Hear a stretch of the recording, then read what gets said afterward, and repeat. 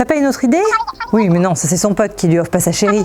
Non, c'est plus un ado non plus. Oui, bah, je vais me débrouiller un petit peu toute seule. Je te remercie, à plus. Oh, ce serait quand même vraiment plus facile si c'était une fille. Hein.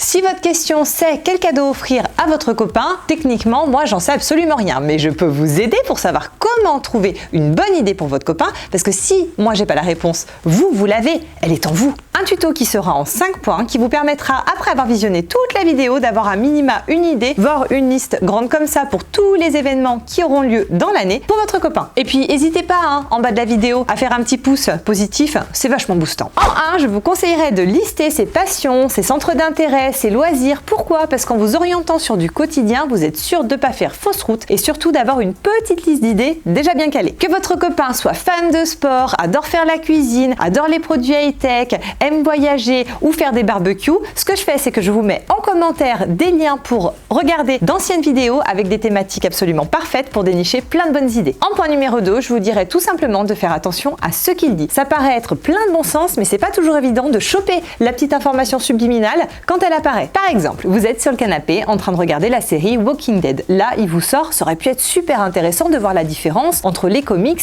et la série. Là, vous chopez l'occasion et vous lui offrez les BD. C'est souvent dans les moments calmes qu'entre deux cookies, on arrive à sortir une bonne idée et qu'on laisse libre cours à ses envies. Mais aussi essayer de retenir toutes les petites remarques qu'il peut faire régulièrement dans l'année. Par exemple, vous êtes à l'extérieur, il remarque une paire de baskets qui lui plaît bien en disant tiens, elles sont super cool.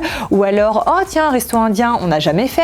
Mais ce qui fonctionne le mieux, c'est d'être attentif à toutes les petites râles du quotidien. Par exemple, oh j'en ai marre, ce coussin il est trop dur, vous offrez un coussin plus mou. Ou j'ai trop froid quand je sors de la douche, la serviette elle est trop petite, vous offrez un peignoir. Oh j'aime pas faire la vaisselle, le liquide vaisselle il sent pas bon, vous offrez une belle éponge et un liquide qui sent bon. Astuce de ce point 2, c'est tout simplement de se faire régulièrement dans l'année une liste. Sur le téléphone, c'est hyper pratique avec la partie bloc-notes. Vous notez et comme ça, n'importe quand, vous allez piocher une idée que vous avez eue en mars pour le mois de décembre. En numéro 3, ce sera de faire appel à un ami ou à la famille. Pourquoi? Parce que ce que votre copain ne vous dit pas à vous, il peut très bien le dire à son entourage. Donc là, vous pouvez téléphoner pour demander tout simplement une idée, pour demander conseil ou vous conforter dans l'idée que vous aviez déjà pour être sûr que ça fera mouche. En numéro 4, qui sera le plus à même de savoir ce dont votre copain aurait besoin que votre copain lui-même? Donc là, tout simplement, demandez-lui ce qui pourrait lui faire plaisir. Là, on est dans le cadeau, donc on oriente bien sa question, pas de qu'est-ce que tu veux que je t'achète, non, c'est plutôt qu'est-ce qui te ferait plaisir, qu'est-ce que tu aimerais que je t'offre.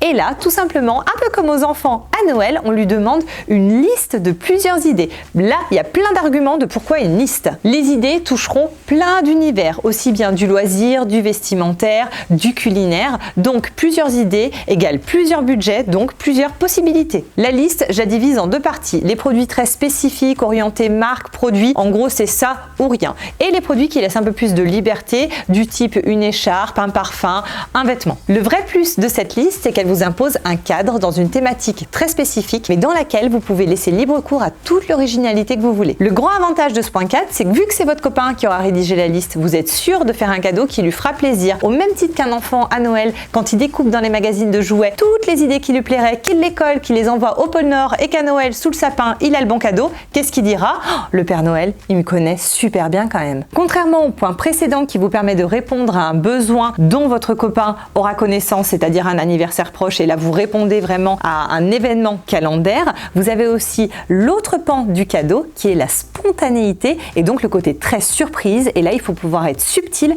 pour aller prendre l'information là où elle est, c'est-à-dire au cœur des conversations avec votre copain. Par exemple, vous avez déjà trouvé l'idée, mais vous voulez vous conforter dans le choix que vous avez fait, tout simplement parce que c'est un cadeau un petit peu risqué, un peu original et vous savez pas trop. Typiquement, un cadeau à sensation forte. Il faut essayer de saisir dans des actions du quotidien de quoi sonder l'intérêt de votre copain pour telle ou telle activité. On regarde tous des vidéos sur notre téléphone. Là, vous essayez d'orienter un petit peu le visionnage de telle ou telle thématique, un saut à l'élastique, vous le regardez.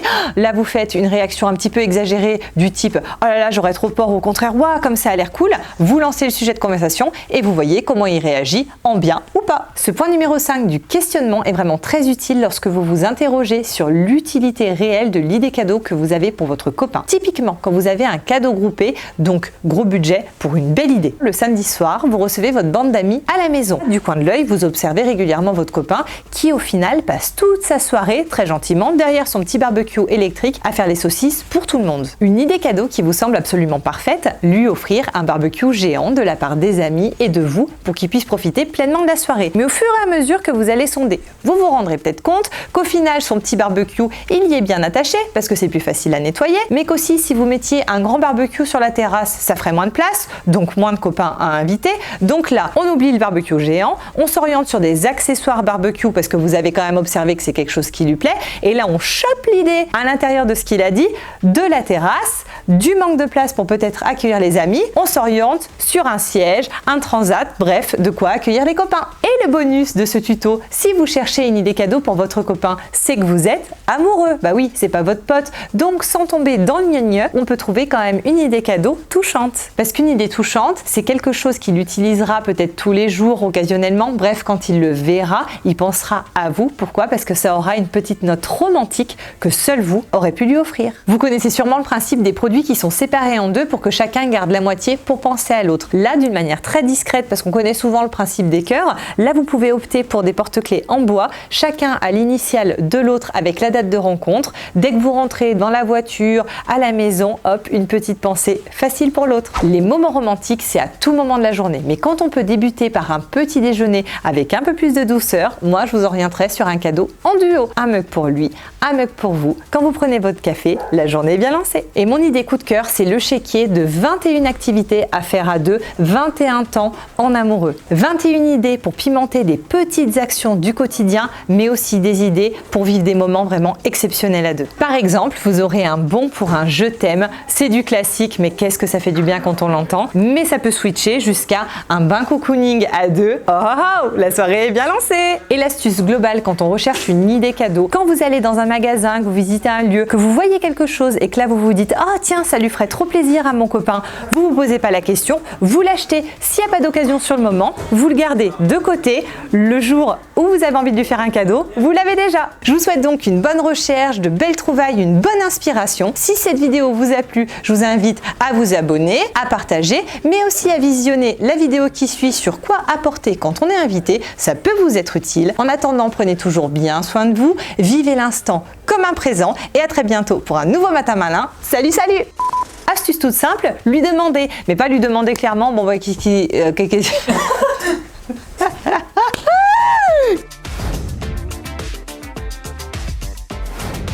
Cadeaumaestro.com